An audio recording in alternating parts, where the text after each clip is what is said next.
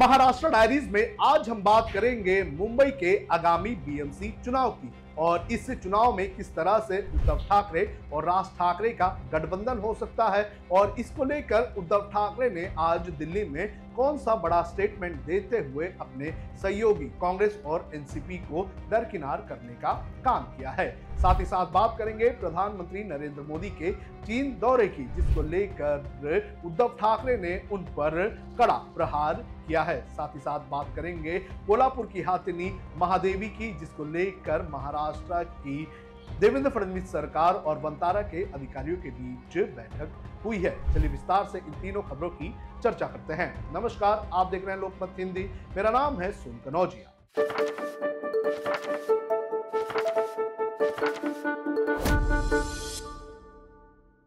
सबसे पहले बात करेंगे उद्धव ठाकरे और राज ठाकरे के गठबंधन की, लेकिन उसके पहले मैं आपको सुनाता हूं आज उद्धव ठाकरे ने इस गठबंधन को लेकर क्या कहा है। दिल्ली में सर लंबे समय के बाद इंडिया गठबंधन की बैठक होने जा रही है।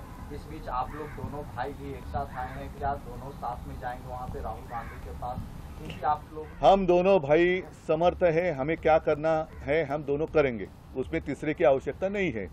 तो आपने सुना उद्धव ठाकरे को। उद्धव ठाकरे ने दिल्ली में आज बयान दिया। उनसे सवाल पूछा गया था कि क्या उद्धव ठाकरे और राज ठाकरे का गठबंधन होगा, तो उस पर उन्होंने साफ तौर पर कर दिया कि जो फैसला है वो दोनों भाई लेंगे और दोनों भाई के अलावा कोई भी नहीं लेगा। उनका ये बयान अपने आप में उनके जो सहयोगी पार्टियां हैं कांग्रेस और जो शरद पवार की एनसीपी है उन्हें कहीं ना कहीं दरकिनार करता हुआ नजर आ रहा है, क्योंकि महाराष्ट्र में महाविकास आघाड़ी का उनका गठबंधन है और इस महाविकास आघाड़ी में उद्धव ठाकरे की शिवसेना, कांग्रेस और शरद पवार की एनसीपी शामिल है। तो ऐसे में कोई भी फैसला लेने से पहले जो तीनों पार्टियां हैं उन्हें विचार विमर्श करना चाहिए। लेकिन उद्धव ठाकरे ने यह साफ कहा है कि बीएमसी चुनाव को लेकर जो गठबंधन होगा, जो राज ठाकरे के साथ गठबंधन होगा, उसको लेकर फैसला दोनों भाई लेंगे, यानी कि कांग्रेस और एनसीपी का इसमें कोई भी रोल नहीं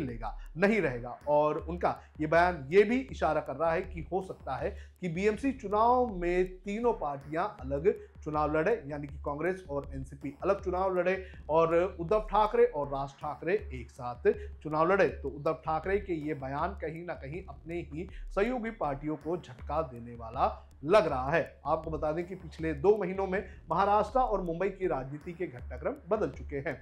उद्धव ठाकरे और राज ठाकरे काफी करीब आ चुके हैं। 5 जुलाई को उद्धव ठाकरे और राज ठाकरे ने 22 साल बाद एक रैली की थी और इस रैली के बाद उनके साथ आने की चर्चाएं जोर में हो गई थी। उसके बाद उद्धव ठाकरे के जन्मदिन पर राज ठाकरे 6 साल बाद मातोश्री पहुंचे थे और यहां पहुंचकर उन्होंने उन्हें विश किया था। तो अपने आप में ये जो घटनाएं हुई हैं वो ये बताती हैं कि राज ठाकरे और उद्धव ठाकरे के बीच जो बर्फ है वो लगभग पिघल चुकी है और बस औपचारिक ऐलान का ही इंतजार है। और उस औपचारिक ऐलान में हो सकता है कि राज ठाकरे उद्धव ठाकरे एक साथ चुनाव लड़े।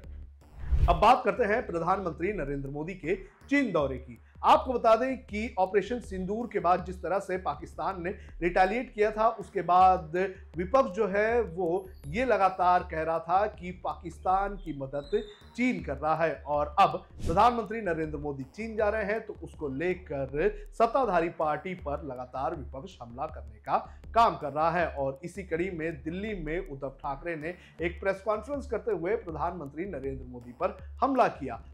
उद्धव ठाकरे ने क्या कहा, आप खुद ही सुनिए। देखो, पहले तो इन्होंने साफ करना चाहिए कि कौन अपने देश के दुश्मन है और कौन अपने मित्र है। मित्र तो फिलहाल दिखाई नहीं दे रहे।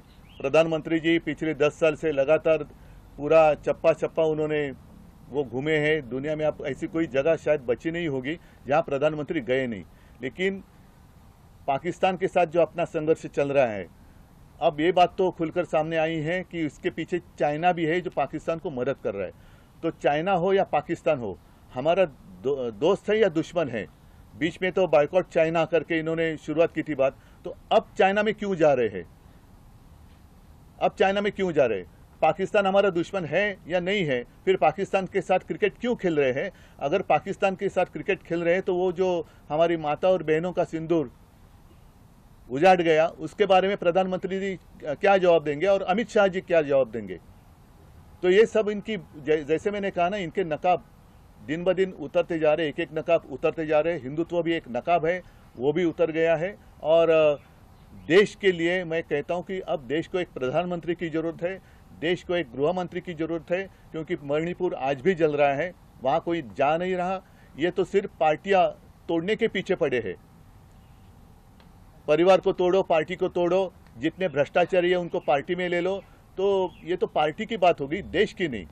तो उद्धव ठाकरे का यह कहना है कि प्रधानमंत्री नरेंद्र मोदी को ये स्पष्ट करना चाहिए कि हमारा दोस्त कौन है, हमारा दुश्मन कौन है, क्योंकि पाकिस्तान को हथियार पहुंचाने का काम, उन्हें फाइटर जेट्स देने का काम और उन्हें आर्थिक मदद करने का काम चीन करता है। तो ऐसे में चीन में क्यों जा रहे हैं प्रधानमंत्री नरेंद्र मोदी, और उनके इससे चीन जाने का मकसद क्या है, और क्या उनके इस चीन जाने से कहीं ना कहीं भारत के अंदर जो लोग मारे गए थे, जिनकी जान गई थी पहलगाम हमले में, उनको कहीं ना कहीं उनके साथ एक तरह से जो है वो धोखा तो नहीं है। तो इस तरह से उद्धव ठाकरे ने प्रधानमंत्री नरेंद्र मोदी पर हमला करने का काम किया है।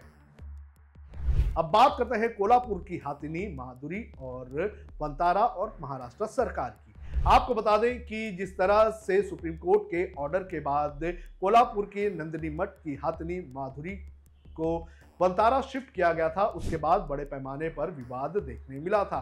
किस तरह से कोल्हापुर में बड़े पैमाने पर एक जन सैलाब देखने मिला था और लगातार ये मांग की जा रही थी कि माधुरी हाथिनी को वापस कोल्हापुर भेजा जाए, और उसी के बाद ये आग जो है वो महाराष्ट्र सरकार के दरवाजे तक पहुंच गई और फिर महाराष्ट्र सरकार एक्टिव हो गई। अब महाराष्ट्र के मुख्यमंत्री देवेंद्र फडणवीस और वंतारा के जो अधिकारी हैं उनके बीच एक बैठक हुई है, और इस बैठक में माधुरी को वापस नंदिनी मठ भेजने पर चर्चा की गई है। इस पूरी मीटिंग के बाद महाराष्ट्र के मुख्यमंत्री देवेंद्र फडणवीस ने एक ट्वीट किया और इसमें उन्होंने ये बताया कि किस तरह से उनकी चर्चा हुई है। देवेंद्र फडणवीस ने अपने सोशल मीडिया हैंडल पर लिखा है कि मुंबई में वंतारा प्रबंधन के वरिष्ठ अधिकारियों के साथ मेरी विस्तृत चर्चा हुई। अधिकारियों ने मुझे आश्वासन दिया है कि वंतारा ने उस याचिका में भाग लेने का फैसला लिया है जिसे महाराष्ट्र सरकार ने हाथिनी महादेवी को नंदिनी मठ में सुरक्षित वापिस भेजने के लिए संकल्प लिया है। सीएम ने आगे कहा कि चर्चा के दौरान उन्होंने कहा कि वे केवल सुप्रीम कोर्ट के आदेशों का पालन कर रहे हैं और महादेवी हाथिनी को अपने कब्जे में लेने का उनका कोई इरादा नहीं है, यानी कि जो याचिका दायर की जाएगी उसके अंदर वंतारा भी भाग लेगा। इसके अलावा वंतारा ने एक और प्रेस रिलीज जारी किया है, उसमें उन्होंने कहा है कि सुप्रीम कोर्ट द्वारा दिए गए निर्णयों को लेकर हम महादेवी की देखभाल कर रहे थे।